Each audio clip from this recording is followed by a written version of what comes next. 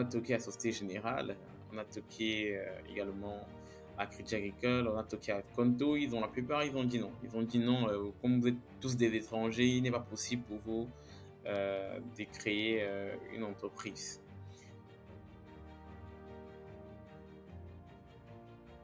On travaille pendant 8 à 9 heures pour une entreprise. Ensuite, le reste du soir, on essaie d'accorder du temps justement pour une des deux entreprises chaque soir. Et le samedi et le dimanche, des sacrifices. On ne sort pas autant que les autres et on bosse un peu plus tard. Le mot-clé, c'est détermination et persévérance. Bonjour et bienvenue sur Data Academy, la chaîne dédiée aux formations et success stories data. Je suis Émilie Brenda, ingénieure en Big Data. Avec mon amie Charlotte, docteur en Data Science, nous avons décidé de lancer ce podcast pour mettre en avant les hommes et femmes qui font bouger le monde de la data. Aujourd'hui, j'ai le plaisir de recevoir un ingénieur pas comme les autres, parce qu'à seulement 25 ans, il est à la fois data ingénieur dans un CAC 40, mais en plus de cela, il a la casquette de CEO, non pas d'une, mais de deux entreprises en plein essor. Bonjour Steve et merci d'avoir accepté mon invitation. Bonjour Brenda. Alors Steve, est-ce que tu peux te présenter pour les personnes qui ne te connaissent pas encore? Donc, donc, bonjour à tous. Oui, je m'appelle Steve Elanga, donc data ingénieur à Société Générale Security Service, donc plus orienté finance de marché et cofondateur d'une entreprise au Cameroun, une plateforme de recherche de recrutement et d'une start-up en France, P-Link, qui accompagne les étrangers à s'intégrer en France. Est-ce que tu considères que c'est un métier pour les geeks ou est-ce que tout le monde a sa place finalement? Un peu oui, parce qu'il y a beaucoup de développement. En fait, un peu oui, parce qu'il y a beaucoup de développement, mine de Ouais, rien. C'est ouais, quelque c'est chose que je vrai n'avais pas que moi-même, je n'avais pas forcément prévu autant de développement. Donc, c'est l'un des, c'est le, je pense, c'est le seul domaine de la data où on développe autant. Parce que sur data ouais. analyst, où on a pas mal d'outils qui permettent de traiter la donnée. Mais sur Mmh. data science, où le plus important, c'est de comprendre la donnée et Ouais, comprendre les enjeux de l'entreprise. En data engineering, il y a pas mal de développement à faire. Donc, il faut quand même prendre plaisir à développer tout à fait. justement pour faire on va dire, des applications assez solides, Mais est-ce que tu penses pas qu'aujourd'hui, avec les différents outils qui existent, on peut pas se passer du dev, quoi? Ça veut dire que, par exemple, aujourd'hui, avec les ETL qui sont tellement orientés métier, on peut certes avoir des fonctions du type Excel à réaliser, mais ce n'est plus le code qu'on a connu avec Java, avec Python et tout ça. Est-ce que tu penses pas qu'on peut s'en passer?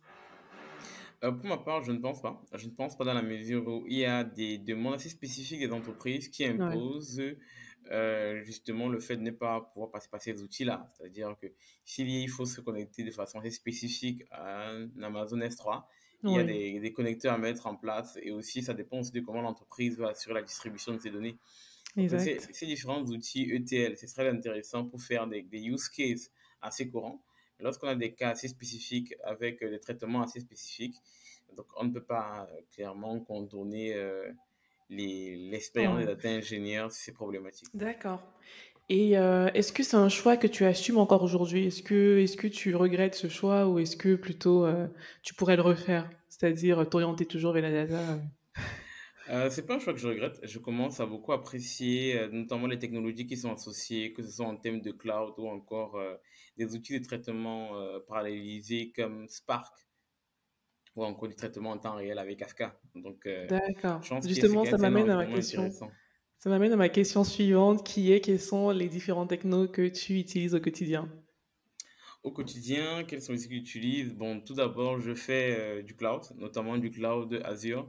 Donc, deux services d'Azure qui sont assez utilisés justement dans mon département, dans mon data hub, c'est ADLS Gen 2, qui est en fait le service de stockage justement de nos données sur Azure, et également HD Insight, qui offre sur Azure toute la stack associée à Hadoop, OSI et au traitement parallélisé.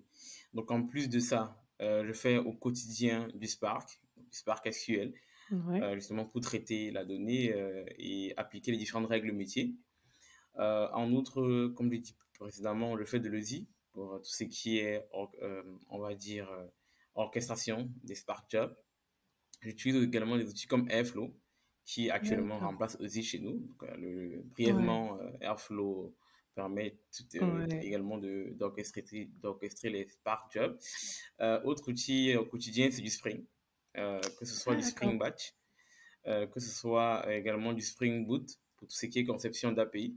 Puisqu'à la Mhm. fin, lorsqu'on sert nos données dans des data marts, donc dans des bases Postgre, nos données in fine finies dans des bases Postgre, donc nous, on présente ça aux clients grâce aux API que nous développons en Spring Boot. Ouais, je comprends. Donc, Enfin, moi, parce que je suis dans ce domaine, je comprends quand tu énonces tous ces termes. Mais c'est sûr que pour une personne en reconversion, par exemple, ça doit être des notions tellement nouvelles. Est-ce qu'en une phrase, tu peux finalement expliquer c'est quoi le métier de data ingénieur? de façon simple, le but d'un data ingénieur est d'assurer la collecte, le stockage et la distribution des données dans l'entreprise. Aussi D'accord. simplement que ça. Tu Parfait. peux nous présenter un peu ton parcours, c'est-à-dire ta formation, tes différentes expériences avant de te voir data ingénieur aujourd'hui. Donc, quant à mon parcours, donc je vais essayer d'être assez précis et concis. Donc, après mon diplôme d'ingénieur que j'ai eu à 3IL, l'Institut informatique d'ingénierie de Limoges, donc en développement d'applications web et Java, j'ai poursuivi avec un Master of Science en Data Management. Donc, l'objectif étant de pouvoir acquérir cette double compétence managériale avec une école de commerce, Paris School of Business, et une compétence un peu plus technique avec tout ce qui a trait aux enjeux de la data, que ce soit du data analysis, data engineering ou data science. Donc, D'accord. Et pourquoi tu as décidé au final de t'orienter plutôt vers la data et non pas rester dans le développement logiciel comme ta formation l'indique? c'était plus question de challenge. Je trouvais que le développement web pouvait être un peu plus redondant. Et alors qu'avec côté data, il y avait plein de choses à apprendre. Déjà, il y a beaucoup plus une approche réflexion, analyse. Surtout que je voulais faire de base de la data science. Donc, j'ai fait de D'accord. base de la data science, donc ce qui est modèle de machine learning, donc plus précisément machine learning ingénieur. Mais au fil de l'expérience à Société Générale, j'ai commencé à m'acclimater avec le data engineering parce qu'avant de parler d'intelligence artificielle, de modèle de machine learning, il faudrait d'abord parler de données. Donc, d'où la place assez prépondérante du data engineering dans la plupart des entreprises actuellement. Construire justement ce data hub de données, data lake de données et assurer justement le stockage des données à grande échelle. Tu as dit tout à l'heure que tu t'es toujours vu data scientist. À partir de quand? Enfin, je veux dire, est-ce que depuis que tu as fini tes études scolaires, enfin, collégiales, tu savais déjà que tu voulais devenir data scientist ou est-ce que c'est venu au fil du temps? C'est vraiment venu au fil du temps. Donc, l'idée de base était d'être développeur d'application. Donc, Ouais. c'est lors de mon contrat pro en dernière année cycle Ing que je me suis dit, ah oui, Ouais, vu que ça mon existe. mémoire portait sur du machine learning à ses Mm. services, donc machine Je pense aussi que ça learning avait le vent en poupe à un certain moment, donc exactement. ouais. Donc, vu que j'en ai fait pendant un an, j'ai eu envie d'approfondir justement cet aspect à travers mon MSI. Et durant Mm. mon master en sciences, j'ai beaucoup appris, j'ai beaucoup aimé. Je me suis dit, je vais être data scientist.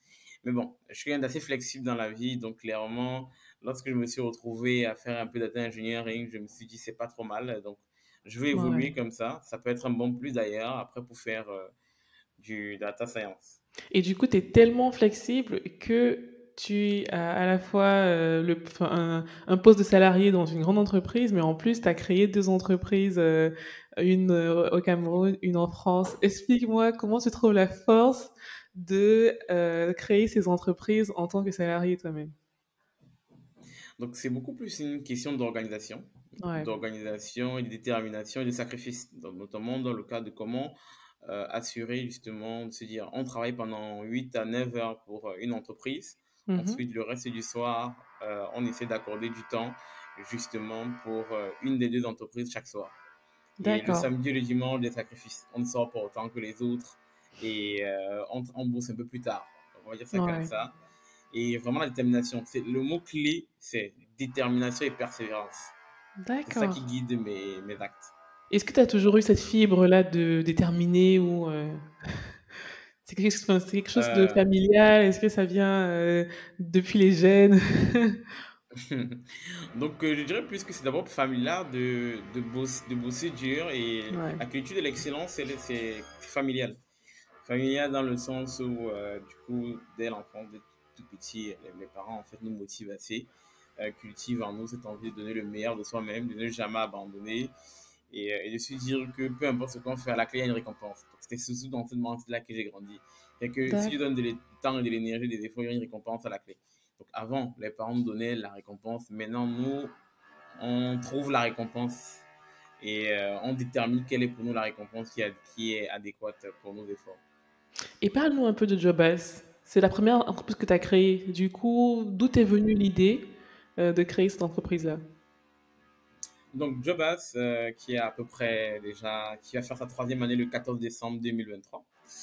Donc, d'où est venue l'idée? Un jour, j'ai fait un formulaire euh, que j'ai partagé de façon assez ouverte aux Camerounais, où j'ai demandé quelles sont les problématiques qu'ils rencontrent de façon courante. Et donc, l'une des problématiques, il y en a eu pas mal qui revenaient, parce que Ouais, justement, c'est des questions ouvertes. Donc, les gens me faisaient de longs textes, de longs paragraphes, ils me racontaient un peu leur vie. Donc, à travers un questionnaire d'environ 250 à 300 réponses, je n'ai pas le chiffre exact, donc j'ai pu déterminer des problématiques qui impactaient vraiment le Cameroun. Et donc, c'est la problématique de recherche d'emploi et ou encore de plateformes centralisées pour trouver le personnel qualifié qui a émergé. Donc, tu t'es dit: «OK, tu vas voir, quelles sont les réponses qui reviennent le plus souvent», c'est ça? exactement, donc j'ai pas fait de distinction et je me suis dit, je reprends la problématique qui revient le plus souvent. D'accord, d'accord.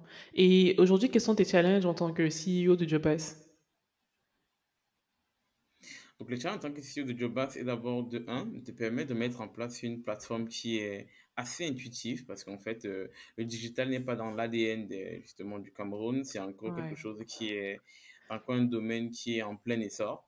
Donc, c'est de concevoir une plateforme qui, en peu de clics, permettrait au client d'aller clairement vers son besoin et d'accord. qui permettrait également aux recruteurs d'assurer facilement le suivi de leur recrutement de la façon la plus simple possible. Oui. Donc, OK, c'est je ça les comprends. grands enjeux actuellement du job. C'est la digitalisation, c'est la recherche de travail de façon digitalisée. D'accord. Et est-ce que aujourd'hui, tu as atteint les objectifs que tu t'es fixés au bout de 3 ans? Donc, disons que pas encore. Sincèrement? Pas encore dans la média. Ouais. D'accord, Donc, mais pas ça encore vient. dans la mesure où ça vient, ça vient, ça vient. Donc, au fil du temps, notre communauté grandit de jour en jour. Donc, Ouais. quand je dis grandit de jour en jour, c'est on acquiert facilement 1000 utilisateurs par an. Ah oui, Donc, OK, bah, c'est on a intéressant. actuellement, Jobas a dépassé les 3000 utilisateurs. Donc, c'est D'accord, assez félicitations. prometteur. Donc, merci bien. Même les nombres de candidatures, c'est un peu plus connu. On passe à des chaînes radio, on passe à des chaînes télévisées. Donc, c'est même en termes de référencement, un élément sur lequel je suis le plus fier, c'est que quand j'ai lancé Jobas les 6 premiers mois, on n'apparaissait même pas dans les 10 premières recherches sur Google lorsqu'on tapait emploi au Cameroun. Et là, maintenant, on apparaît à D'accord. la quatrième. Donc, on Ah est quitté de oui, néant waouh, à la c'est un quatrième grand page. bond ça. Donc, un grand bond. Donc là, on travaille tous les jours en termes de référencement pour un jour apparaître dans la première page lorsqu'on parle de recherche d'emploi au Cameroun. Donc, la référence, D'accord. c'est ça la place Ouais. qu'on vise. En tout cas, moi, pour l'avoir utilisé, je confirme, c'est vraiment une très bonne plateforme parce que pour mes différentes, recherches, de développeurs au Cameroun, bah, j'ai eu à utiliser, je confirme. Mais du coup, pourquoi avoir créé P-Link après Jobass? Est-ce que tu étais en manque de sensations fortes? Est-ce que pour toi, tu t'es dit: «C'est pas suffisant, tu as encore besoin, enfin, tu as encore 2 heures, dans 24 heures, du coup, il faut que tu les combles». Qu'est-ce qui s'est passé? Non, pas vraiment. Le côté de peeling était assez particulier parce que l'idée, je l'ai eu en fin 2022. Je pense que c'est ça. Non, même pas. C'était en fin 2021 que j'ai eu l'idée. Ouais. Donc, je me suis dit, bon, j'ai demandé à mes associés avec Job, ça vous dire de lancer notre entreprise. Ils ont dit que c'est trop compliqué pour nous. Donc, en Mmh. début 2022, j'ai mouillé l'idée et je me suis dit, mais vraiment, ce projet est intéressant. Parce qu'en fait, P-Link découle d'un constat. Je suis en France depuis 6 ans Il y a plein de Ouais. choses que je sais aujourd'hui que si tu le savais il y a 6 ans, ça m'aurait permis de gagner en temps, en énergie et en argent. Il y a D'accord. vraiment un vrai enjeu. Donc, Mmh. quand en début 2022, j'avais des amis qui revenaient avec les mêmes Mmh. problématiques de j'ai du mal à trouver le stage de fin d'études, les déménagements, donc la recherche de logement, Ah oui, ça, je suis ou d'accord, encore le ceux qui avaient du mal déménagement. à obtenir, voilà, à obtenir le Mmh. visa, des problématiques de visa, ou encore ceux qui ont des problématiques d'intégration sociale, qui se sentaient seuls et autres. Donc, je me suis dit, il y a un vrai enjeu dessus. Ouais. Après, j'ai découvert qu'il y avait d'autres concurrents et je me suis dit, ah ouais, là, il faut vraiment se manier pour prendre des parts de Ouais, marché parce que c'est un projet c'est vrai. qui n'est pas si innovant que ça. Et donc, si je ne le fais pas, quelqu'un le fera. Donc, mieux vaut avoir des remords que des regrets. Donc, il faut se lancer et voir ce que ça va donner. Et puis, moi, je pense que s'il y a des concurrents, ça veut dire que c'est un marché qui est intéressant. S'il y avait pas de concurrence, ça signifiait Exactement. que justement, j'aurais dû te poser des questions. Mais dès que tu vois qu'il y a 1, 2, 3 concurrents, ça signifie que, bah, il y a la demande. Ça, c'est clair. Voilà. Donc, et aujourd'hui, ça fait quoi? Ça fait 6 mois, ça fait 7 mois que ça a été créé. Est-ce que tu as déjà des employés? Est-ce que, tu as déjà un cahier de charges, qui est déroulé et tout ça? Bon, pour Jobas ou pour Peelink, parce que c'est deux choses Peelink, différentes. Peelink. Donc, dans le contexte de Peelink, on n'a pas des collaborateurs, on a des collaborateurs un peu plus saisonniers, donc les mentors qui délivrent les prestations. Ouais. Donc, c'est justement ce type de collaborateurs que nous avons de façon assez continuelle. Sinon, on a des collaborateurs également au Cameroun, en D'accord. remote, Des donc en sous-traitants? partenariat avec Jobas. Des Ouais. sous-traitants, pas des sous-traitants, mais vraiment des collaborateurs en CDD. OK. C'est-à-dire que Jobas, qui est également un cabinet de recrutement, Ah oui. nous propose des Ouais. profils, Mmh. donc OK. qui nous envoient en CDD chez nous. Ouais. Donc, on en a trois au Cameroun, donc deux développeurs et des assistants en communication. Donc, D'accord, on donc va tu dire quatre, utilises là. une entreprise pour, développer une seconde. Très intéressant. Exactement. Donc, il faut bien rentabiliser Job et son expertise, acquise Ouais. depuis quand même plus de 2 ans. Donc, D'ailleurs, exactement, c'est comme ça que je explique-moi, pense. est-ce que c'est pas, un peu compliqué de créer une entreprise, quand on est étranger et tout ça, en France? Est-ce que finalement c'est pareil que d'avoir créé une entreprise au Cameroun? C'est vraiment pas pareil. Il y a beaucoup de challenges. Donc, Ouais. de base, la procédure, elle est assez simple. Elle est assez simple D'accord. on a le bon passeport qu'il faut. OK. Qu'on a la bonne nationalité, entre guillemets, compliqué parce que pour créer une entreprise en France, il faudrait qu'il y ait une banque qui a accepté d'héberger pas d'héberger, mais d'accepter d'être d'héberger Ton le capital parrain, dans c'est un ses peu comptes. ça? Ouais. Pas le parent, mais d'héberger le capital. C'est-à-dire que D'accord. le capital doit se trouver dans une entreprise et c'est cette entreprise qui doit devenir ta banque. OK. On a toqué à Société Générale, on a toqué également à Crédit Agricole, on a toqué à Conto. La plupart, ils ont dit non. Ils ont dit non, comme vous êtes tous des étrangers, il n'est pas possible pour vous de créer une entreprise à cause du titre de séjour. Donc, il y a les passeports talents, déjà, ça ne passe pas. Par contre, Ouais. lorsqu'on a un titre de séjour recherche d'entreprise, enfin, créateur d'entreprise, là, on peut créer une entreprise. Mais si on a un passeport talent ou un simple titre d'exclus salarié, ce n'est pas possible. Donc là, ce qu'on essaie de faire, c'est on se dit, OK, là, c'est pas possible. Donc, il faudrait forcément que déjà la présidente de l'entreprise, c'est une condition qui est sine qua non, Ouais. soit française. Donc ça Ah tombait d'accord. bien, on avait une amie qui était intéressée par le projet et du coup qui nous a rejoint et qui est justement présidente justement de l'entreprise. Donc, mais là encore, ça ne suffisait pas. Ah C'est-à-dire que oui. malgré ça, Est-ce que c'est pas un peu les banques discriminant tout disaient, ça? bon, on fait avec. Voilà, Ouais, on fait ouais, je avec. comprends. Il Ouais. faudrait quelqu'un, le profil qui va avec. Donc après ça, donc, c'était maintenant, même si la présidente est française, bon, vu que les actionnaires, en grande majorité, n'ont pas le titre de séjour qu'il faut, donc on sait encore non. Donc, c'est assez Ah compliqué. non. Ça nous a vraiment bloqué. Donc là, on a Ouais, dû voir BNP qui était d'accord pour d'accord. la transaction, Ouais. donc pour accepter justement d'être notre banque. Et c'est comme ça qu'on a Donc pu c'est vraiment avancer avec en termes beaucoup de d'abnégation que tu as obtenir réussi à créer cette le cabis. entreprise? Pardon? Je veux dire, c'est vraiment avec beaucoup d'abnégation que tu as réussi à créer la deuxième entreprise. C'était pas évident, quoi. Exactement. D'accord. Exactement. Donc c'était vraiment pas évident. Surtout qu'on ne connaît pas la procédure. Il y a pas mal de Mmh. paperasse à faire. Donc oui, donc Et toi, tu as pas après il faut se peur dire justement de que l'inconnu comme ça parce que tu ne savais pas, comment t'y prendre donc as dû prendre des informations chaque jour, quoi. Exactement. Donc après, c'est ça que je dis, le plus important n'est pas la destination, c'est l'aventure. Donc l'aventure était assez belle, on apprend Ouais. énormément, ça devient un parcours assez enrichissant qui peut Mm. être mis en avant justement à travers ces différentes interviews, ces différents podcasts pour montrer aux autres que tout est possible. C'est-à-dire que c'est Exactement. pas Bah, parce c'est qu'il y a quelques l'objectif. obstacles qu'on ne peut pas exactement. C'est l'objectif justement, c'est de montrer aux gens qu'il suffit d'avoir un rêve, d'être voilà, d'être déterminé comme tu as dit, pour pouvoir y arriver quoi. Il faut être discipliné, déterminé et croire en ses rêves tout simplement. Malgré tout, tous les obstacles qu'on peut avoir, bah, on peut toujours réussir. Il y a des gens qui ont réussi alors qu'ils arrivaient de rien, ils avaient des murs devant eux, mais ils l'ont fait, donc pourquoi pas nous? Et du coup, explique-moi, Exact. enfin, quels sont tes objectifs aujourd'hui, que ce soit sur le plan professionnel, sur le plan personnel. D'ailleurs, est-ce que tu arrives encore à avoir une vie privée avec tout, avec ton train de vie? C'est pas évident, mais j'essaie vraiment de me donner des moments de pause, des moments de Ouais. repos, des moments d'évasion également. Donc, les objectifs sur le long terme, déjà du point de vue professionnel, j'aimerais bien sur le long terme être indépendant.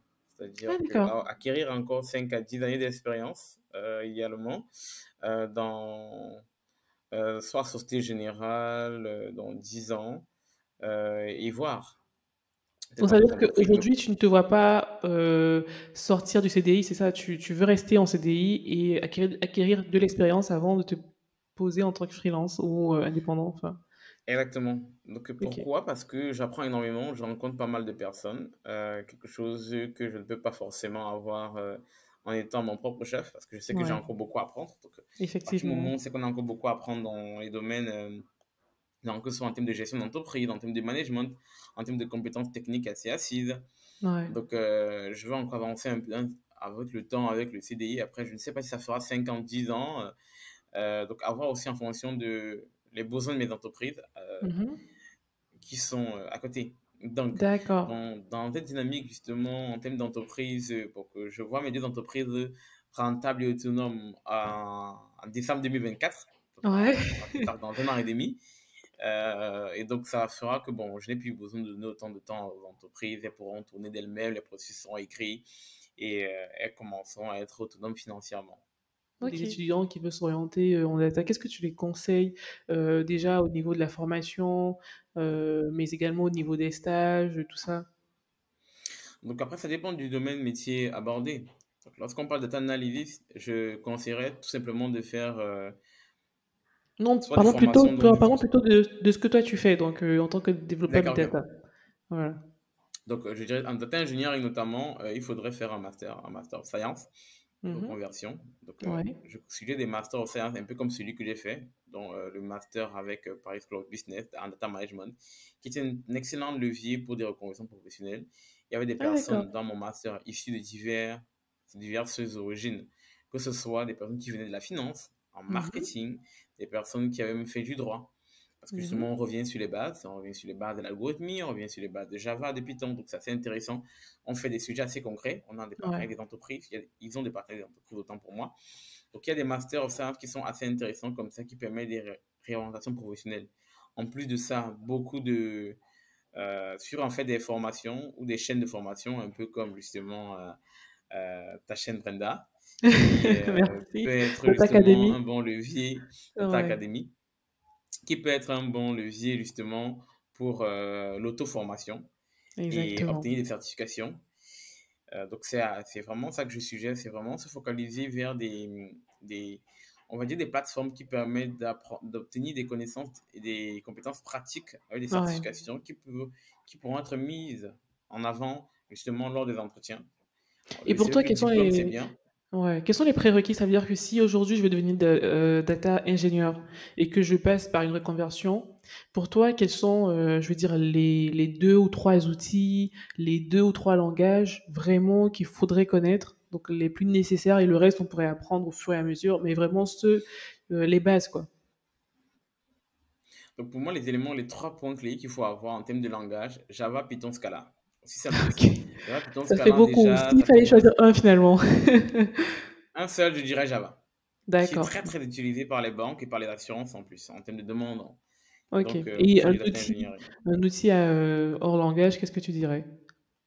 Spark. D'accord. Donc une personne qui connaît du Java, qui, a des notions de Spark, tu penses qu'il peut débuter déjà en big data? Très clairement, sans hésitation. D'accord, parfait. Et si on parlait un peu de salaire maintenant? Quelle est la fourchette d'un poste de data ingénieur? Ça dépend des entreprises, donc, mais je dirais un minimum à 42, donc à la sortie, en fonction des OK, entreprises, des écoles. Donc là, par contre, je très limite intéressant. vraiment que des salaires qui sont liés à Paris. Donc en Ouais. métropole, ça va vraiment changer. Donc Mmh. à Paris, on serait sur du 42 en minimum OK. et d'autres à la sortie pourraient aller jusqu'à 50. Mais D'accord. par Mais ça, contre, ce c'est qui est vraiment intéressant, à Paris, quoi, dans les grandes villes? exactement à Paris.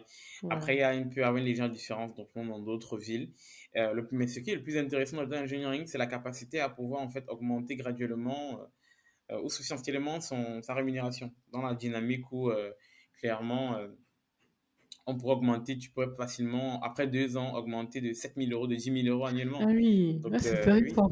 Et pour les personnes qui sont encore en finance, ça va encore plus vite. En finance Ouais. de marché, finance d'entreprise, donc les sociétés de gestion d'actifs comme Amundi, donc ça peut être, ça va aller encore vite, encore plus vite. Et maintenant, si en plus de ça, vous avez la capacité, les connaissances fonctionnelles, c'est-à-dire Mmh. que tu fais du data engineering, appliqué à la finance de marché, tu comprends les enjeux de la finance de marché ou encore appliqué aux enjeux de la médecine ou encore du transport et que tu comprends les enjeux derrière, là Ouais. alors on a des salaires qui peuvent, après 5 ans, voire 10 ans, on frôle les 80 à 100 cas facilement. Ah oui, donc c'est-à-dire que, même si tu restes dans la même entreprise, tu peux toujours avoir ce genre d'augmentation? Pas vraiment dans la dynamique où on sait que plus on reste dans l'entreprise, moins il y a des chances d'avoir de grands bons de salaire. Pour avoir des OK, bons de salaire, il faut changer, il faut quitter l'entreprise. Il faut d'accord. quitter l'entreprise. OK, vraiment très gentil, voilà, d'avoir, joué le jeu. J'ai une dernière question pour toi avant de nous quitter. Est-ce que Mm. tu peux nous raconter une anecdote d'une expérience qui t'a le plus marqué dans le monde du travail? Une anecdote qui m'a le plus marqué Ouais. dans le monde du travail. C'est vrai que c'est une question assez. Je ne me suis jamais posé la question. Euh, je dirais que c'est plus une question, on parlait d'histoire drôle. Donc, oui, exactement. Donc, c'était dans mon département, donc lié à la data engineering. Oui? Donc, il y avait eu une problématique avec justement un code, c'est-à-dire qu'il n'y a pas eu de code review, du coup, du coup, le code est parti en prod Aïe. et en UAT et ça a tout cassé. Ah Donc, non! côté Airflow, il y avait plus de DAC qui tournait, la pipeline ne tournait plus. Directement, il fallait faire un meeting par Ouais. rapport à ça d'urgence, savoir quelle est la problématique, qui a fait le mauvais push, qui a fait le mauvais commit. Et j'avoue que ça m'a un peu fait rire dans la mesure où les gens paniquaient, mais c'était un peu la chasse à la sorcière. C'est qui a fait le mauvais commit. Et il y Ouais. avait la posture de ah ouais, c'est pas moi, c'est pas moi. Et j'espère que c'était pas toi. Non, c'était pas moi, c'était pas moi. Donc, c'est vraiment D'accord, ça bon, en tout cas, l'anecdote. c'était vraiment amusant cette, anecdote. Je te remercie, vraiment, Steve, voilà. Donc, j'espère que tes 2 entreprises vont connaître, la même croissance que tu connais, en tant que data ingénieur Mhm. et que, Merci. pourquoi pas, tu nous reviendras avec une troisième entreprise, Tout est possible à celui qui croit. Voilà, exactement. Donc voilà, je te remercie et je te souhaite, beaucoup de courage dans tes différents projets. D'accord. Merci à toi, Brenda.